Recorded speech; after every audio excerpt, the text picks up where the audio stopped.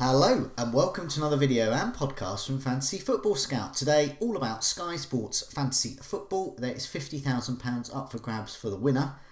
Congratulations to those who followed our Chris Wood tip last week. 52 points for those who captained him. That's an Antonio against Norwich moment. Not in either of our teams, is in FPL, but that's for a different video and podcast. My name is Joe, and joining me ahead of Game Week 34's fixtures and Sky is Luke. Luke, how are you? Yeah, I'm not too bad. Week was okay, I suppose, for someone who doesn't own Iheanacho still. So obviously he's been just ridiculously good of late, and it is probably the reason why I'm slipping down the leaderboard a little bit each week. But apart from that, Oh, you just disappeared. Are you back? to the ranks, to be honest. Just looking forward now to the last few. You just dipped out slightly then. Oh, did I? Oh, Yeah. Oh, you've done it again. I don't know whether that's me or you. I think I'm fine for the internet. Is it yours? Can you still hear me?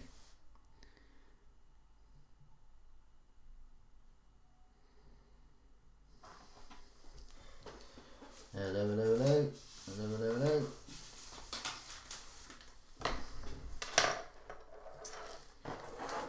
Hello.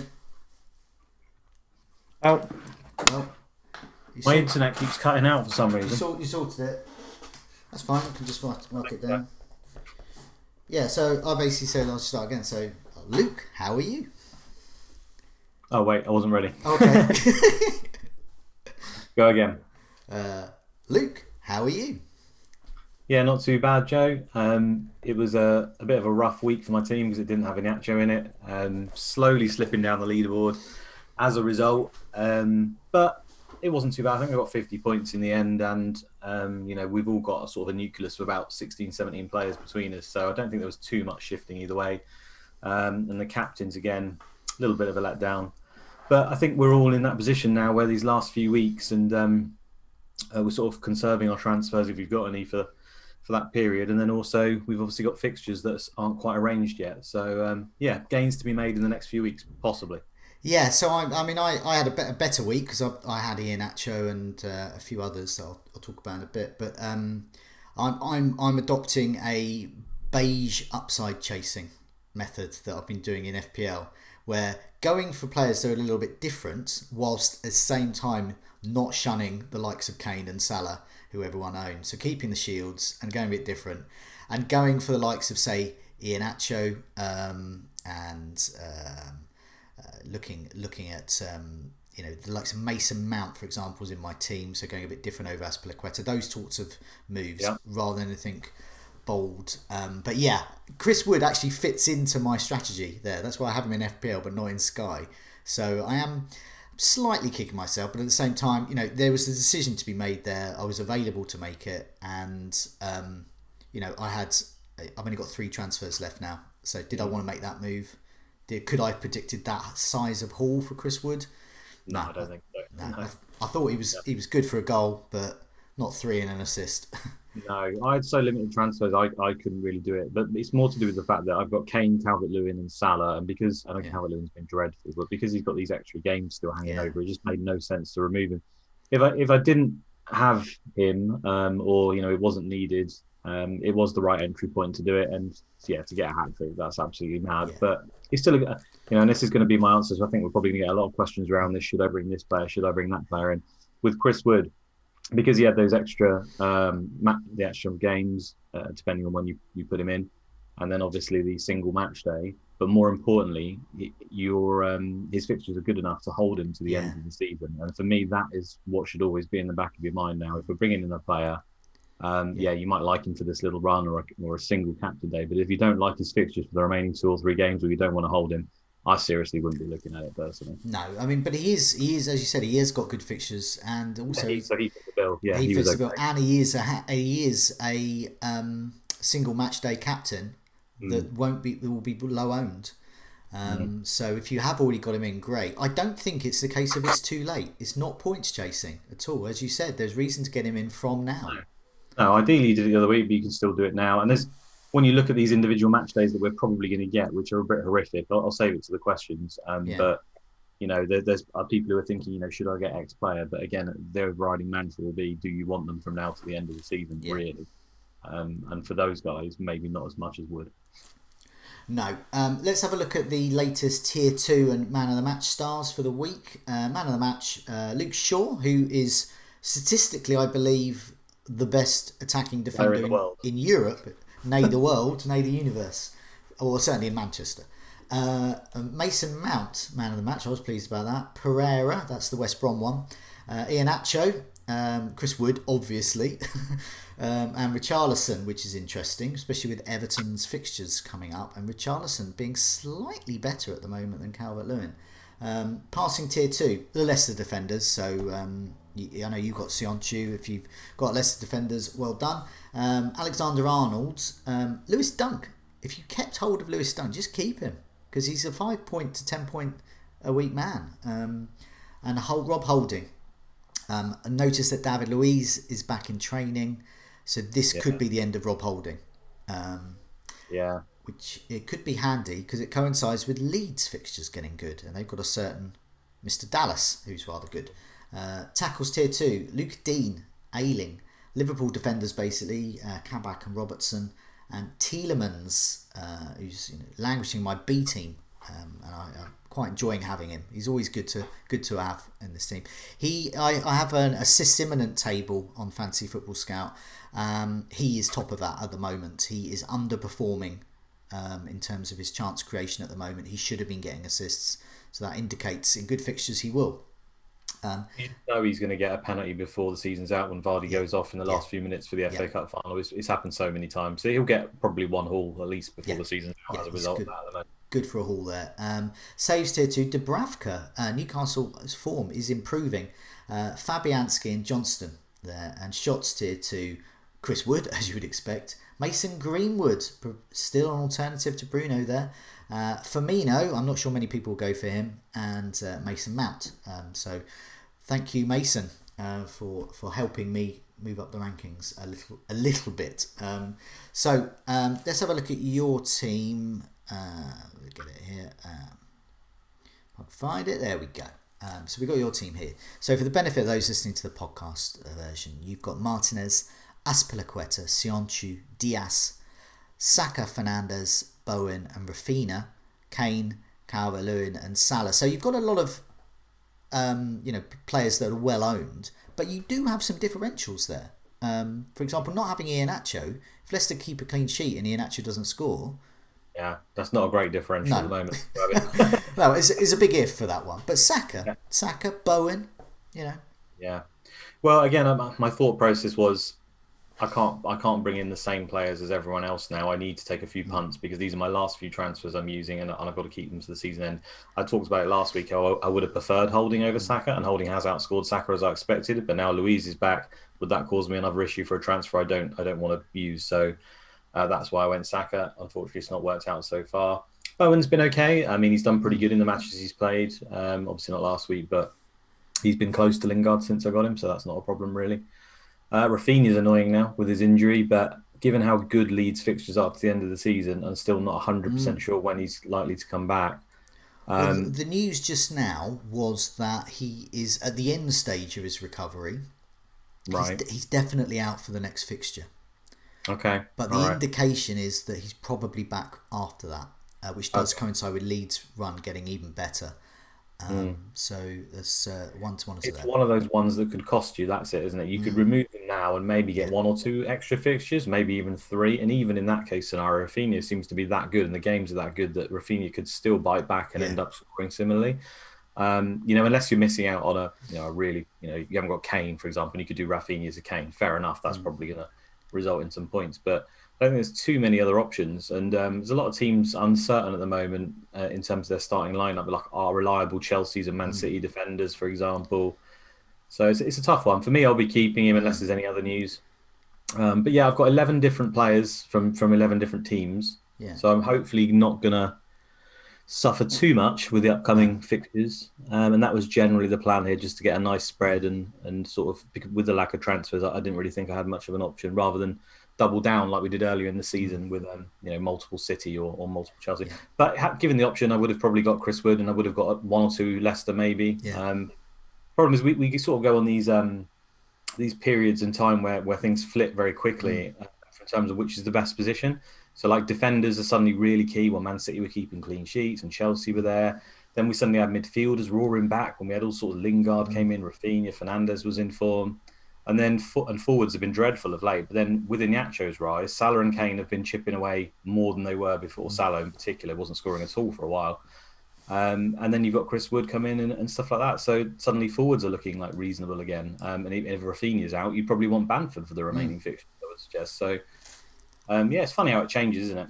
Yeah, definitely. I'd like 5 striker slots at the moment. That would be great. And with Rafinha as well, looking at, it's just, as you said, it's just one of those moves where if you're down to 2 or 3 transfers, to be honest, I've been in a position before, at the end of the season with 2 or 3 transfers left, and if a player gets injured, just sort of leave it, especially if they're a cheaper one, and just go in with 10 players. And I've done that before. I think I remember getting a Manchester United defender who was, one of those 4 million ones, and just riding it really. And I was quite pleased with that. The other thing about this stage of the season with injuries is as we're getting, less games, if they're serious, the injury, they're going to be ruled out for the season. They're just going to get them recuperate from now. That's the way it's going to be. They're not going to rush Rafinha back for the last match if they're in mid-table. There's nothing, but the fact that they think he's going to be back soon indicates that he will be. It is minor. An example would be Harvey Barnes, obviously out again for surgery, ruled out for the season. That's the way it is. So I've hope with Rafinha. Yeah, I just want to touch on that note actually, because I did say I wasn't going to go for Iheanacho for the reason that he potentially he's not nailed now. Obviously now that Barnes injury and his form has just continued to go up. I mean, he's obviously nailed at the moment, isn't it? I don't think there's any chance they could be dropping him the way he's playing, and now Barnes is definitely out. That's fine, but at the time when the initial thought was to go with him, I don't think it's a particularly bad call, because Sky is a game where it can burn you if you jump on these kind of players that don't often play all the time. I mean, everything in history about since he's been at Leicester tells us that he doesn't play. So I think if you avoid them more often than not over the course of many seasons, it will actually be up on the deal. This was obviously an example where it didn't work out that way. But again, we'll have a similar situation next season where a striker might come from nowhere. Maybe a Vidra, for example, will look good for a little while. And then things will revert or the injury and someone will come back and suddenly you've wasted a transfer to bring him in, a transfer to take him out. When you haven't got any bench, it's not really the way to go, I think. But, in hindsight now, given how well Iheanacho's played, and then the Barnes thing definitely would have gone for him. He's unbelievable.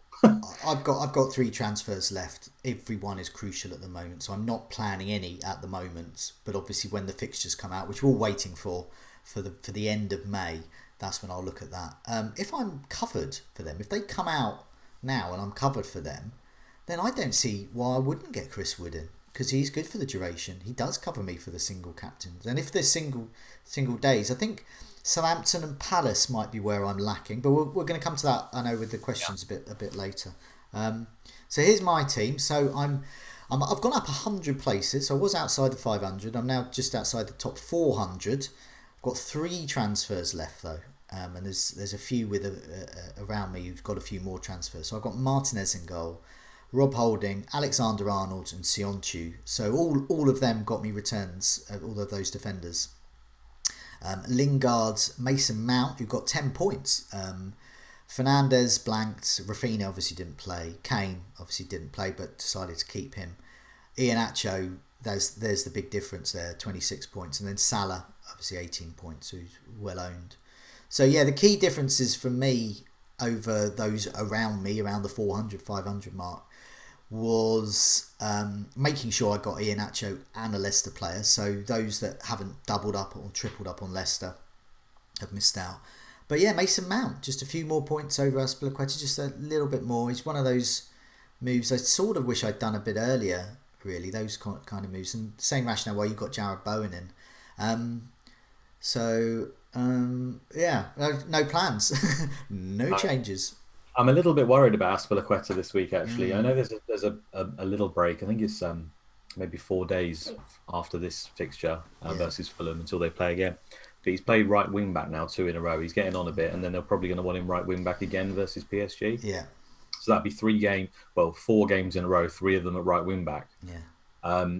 So I don't think he'll play versus Fulham. I mean, he might do. But you could just play in the set. And there was another rationale why I got Mason Mount in, was because he does tend to play at some point, and I'll take Mason Mount last 20 minutes over any other Chelsea defender, for example. 20 minutes is going to be no good to me, but Mason Mount in 20 minutes. But I hope he'll start, and he does seem to be the most regular starter.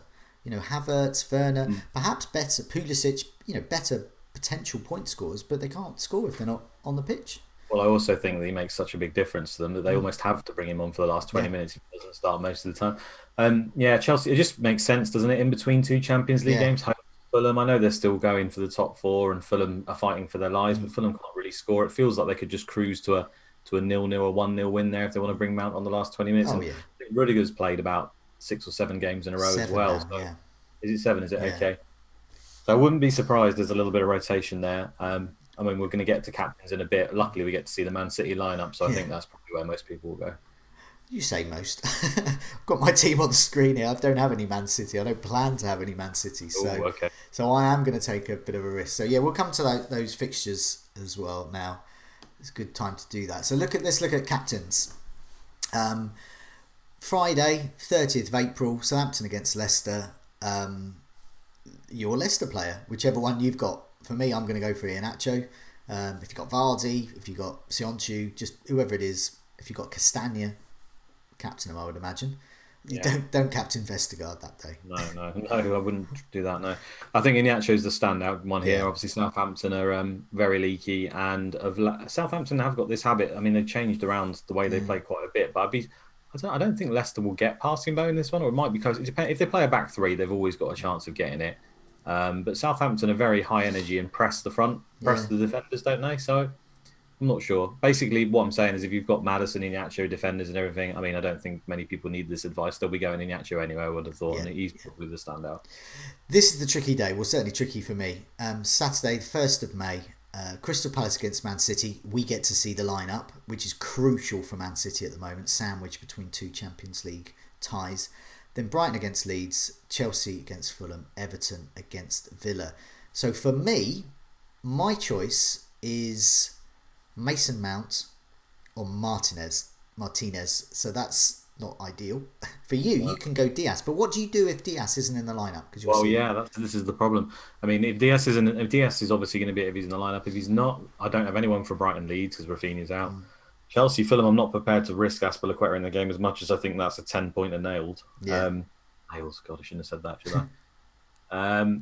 And then the final game's Everton Villa, which just feels, I don't want to captain anyone in that game, but I've got Calvert-Lewin and I've got Martinez. So I suppose I would go Calvert-Lewin because he's at home, but the problem is Everton are dreadful at home. They've been absolutely shocking there. And to be honest, Martinez might be the better pick because he might get a saves bonus. I don't know. I'll cross that bridge when it comes to it. It'll end up on one of Calvert-Lewin or Martinez. And in those situations, I generally favour the striker because the goalkeeper just concedes 1 and suddenly it's 2-pointer, isn't it? Whereas Calvert-Lewin could get shots on target, maybe. Could do. I mean, for me, I'm just going to roll the dice with Mason Mount. If you don't play, whatever. But I'll take a 20-minute Mason Mounter that day. If you have Lewis Dunk still, I think he is the best captain for that day. Because I think with Rafinha out, there's strong possibility of a clean sheet. Even if they don't keep a clean sheet, Lewis Dunk pretty much on 5 points. So you're looking at a 10-point captain. So if he does keep a clean sheet, it could be a nice return. Could be a really good differential captain that day. Moving on to the Sunday. Newcastle against Arsenal. Manchester United against Liverpool. Tottenham against Sheffield United. With Manchester against Liverpool, hard to call. Fernandes, Salah, out of the equation, I think, for the captaincy. Hey presto, Kane has Sheffield United at home. So that's an easy choice, I would imagine. I don't think anyone's going to be brave enough to swing away from that one, are they? No. I think it's it's one of those ones where even if you're 3rd or 4th in your league and you know everyone above you is going to go Kane, I'm not sure I'd take this day as the one to chance it, to be honest with you. No. And then on Monday, the 3rd of May, we have West Brom against Wolves and Burnley against West Ham. If you have Chris Wood, captain him. That's a good one. Also, those with Jesse Lingard, Bowen, So I guess Bowen is your captain that day. But there are rumours that, I don't know. I don't know whether there's smoke without fire, and I don't want to worry people. But there was something in the Sun about Jesse Lingard's kind of race to be fit, but it was an article about nothing really. Yeah, no. But why print it? I mean, it's like me saying Joe is race to be fit for this video, just because, don't know. I think they've based that on the fact that he's been limping a little bit in the games, and then he had cramp, and I don't know what they've based it on. But the ex West Ham employee, has basically come out and said he's been training all the time and he's just being managed. So I'd be surprised if he misses out, to be honest. Yeah, definitely. I think crucial for Jesse Lingard is Cresswell. We did some analysis on the captaincy video earlier this week with David for FPL, but same applies. If Cresswell is in the team, that helps the whole team, that sets up the play, and Jesse Lingard benefits eventually down the line as the ball moves up the pitch. Without Cresswell, they find that more difficult process, so Jesse Lingard is less of an option. And hey presto, what have we seen the last few weeks with Cresswell out? Jesse Lingard's points have dried up the last couple of matches. Also, he did get penalty. He got a penalty, but open play, it wasn't great shakes. So I think for this game, I've got no choice. I'm going to captain Jesse Lingard.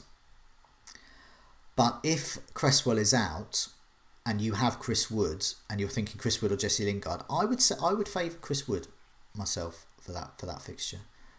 But yeah, up to people there.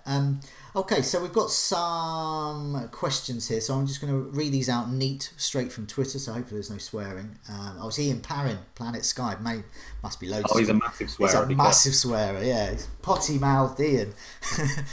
So with transfers now at a bare minimum, asks Ian, and no sign yet of any imminent fixture announcements, is doing nothing until May the 10th a reasonable option?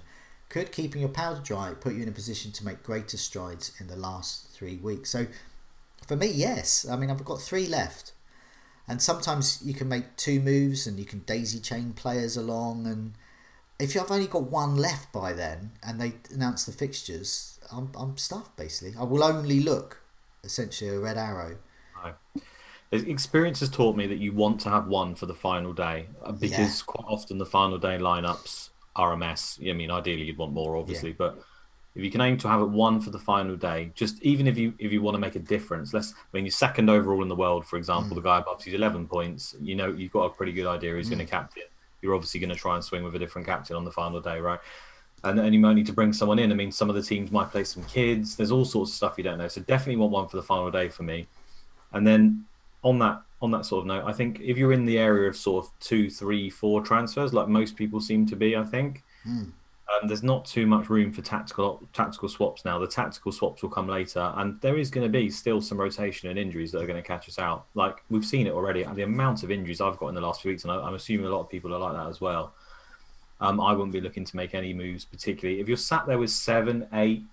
And you can see a move right now that's going to net you, 2 extra games, or the Chris Wood move with the captain, or Zaha's an option, for example, because we think that Southampton Palace are going to have an individual day. They've got some quite good fixtures.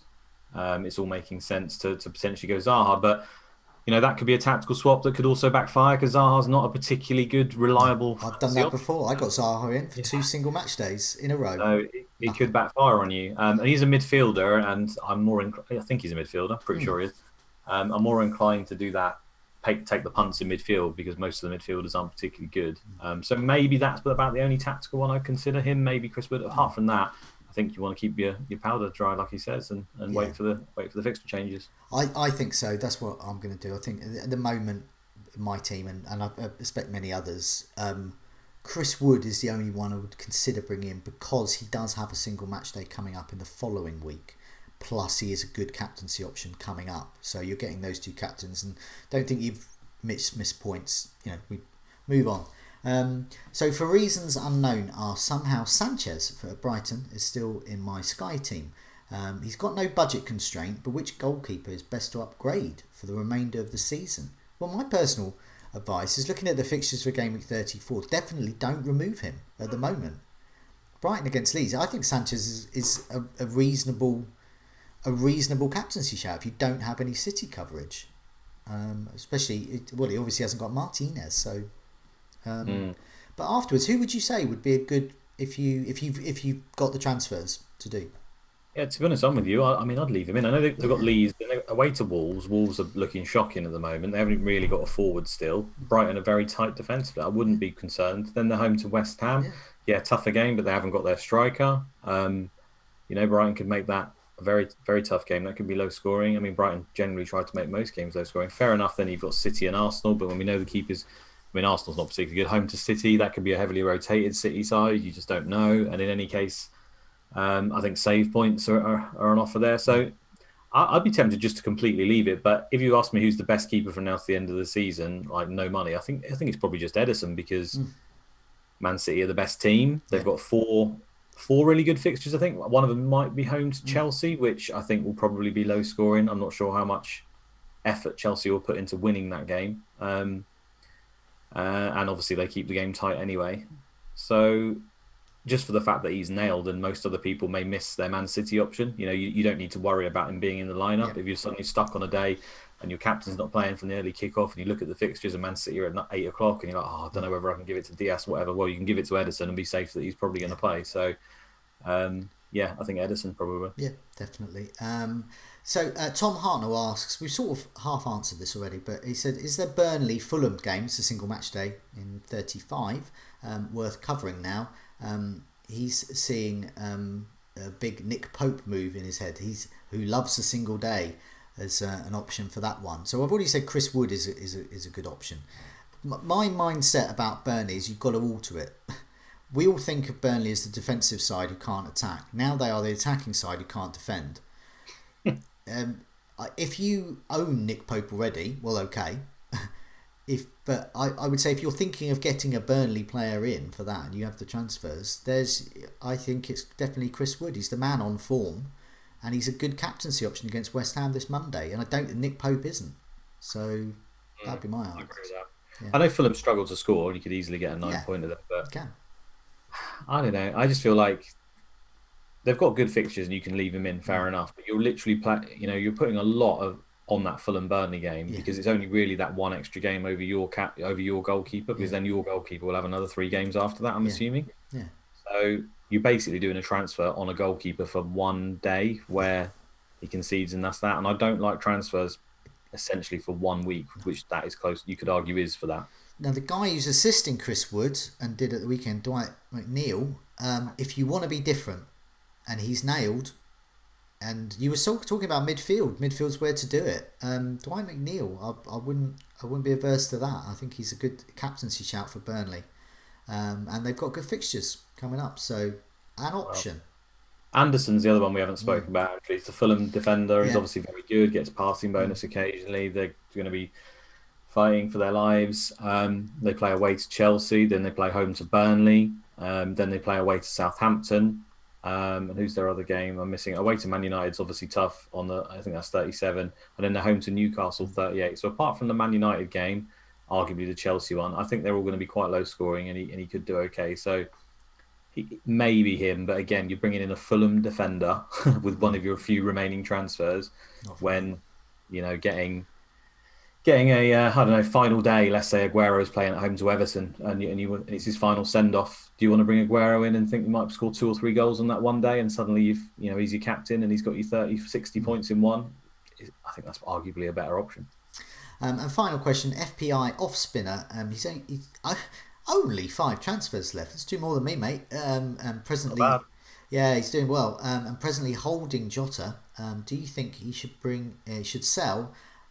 He says, do you think I should bring in Salah for Liverpool's excellent end of season fixtures? He's not clear there whether that's instead of Jota or as well as Jota. I have a problem with Jota at the moment because he's not lasting the 90. He's not guaranteed to start, and Salah is the better captaincy option. But nevertheless, Jota is a differential. I personally went for Alexander-Arnold as the differential of Liverpool, and I stick with that still. But I think if you've got Jota, even with 5 transfers, I'd probably keep him.